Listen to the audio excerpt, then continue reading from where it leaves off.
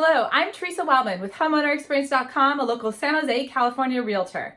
Are you looking for an update on the Almaden Valley market as of July 2019? Well, stay tuned when I cover market stats as well as my experience out in the field. So the buzz this month for Almaden Valley is increased inventory. I'm sure you've noticed a lot of for sale signs and even some of those houses really sitting on the market for quite a long time without that sale pending sign on top. Let's talk about the stats. The Almaden Valley for June 2019, the active inventory was up to 58 homes on the market. Now, it's been a while since we've had that kind of inventory, and it was about 3 years ago in the summer of 2016. So you definitely are probably noticing that, especially if you're comparing to the recent past. Now let's look at the sales. They are up from last month, but pendings are down to 21. So that means that buyers have slowed down making purchases in June, which is kind of seasonal, but we haven't seen a June that low in over 5 years. Now, days of inventory is up to 56 days. The average since 2015 for Almaden Valley is 40. So we're a little bit on the high side there. And that's because we have also noticed that sales are down a little bit, like I mentioned before, including those pending sales, and inventory is up quite a bit.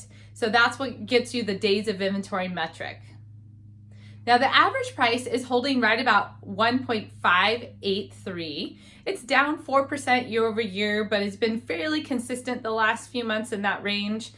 So I think we're seeing a little bit of stabilizing, but there's definitely a lot of inventory sitting, so I'm not quite sure what that's going to do to the prices coming forward. For a closer look at the Almaden Valley data, please visit my website at homeownerexperience.com/AV market. There's a link below. Now lastly, let's cover my experience in the field. Buyers have a lot of choices. Obviously, with 58 homes in Almaden, they're going to be looking at all those different properties and figure out which one has the best value. So homes that are prepped are still moving fairly fast because buyers, they don't want to put more money or more effort into a home once they're paying $1.5 million. Kind of makes sense. So it's really critical that you prep your home. Now, I just had a listing on Kinsport Lane where the seller prepped everything as much as I had asked for.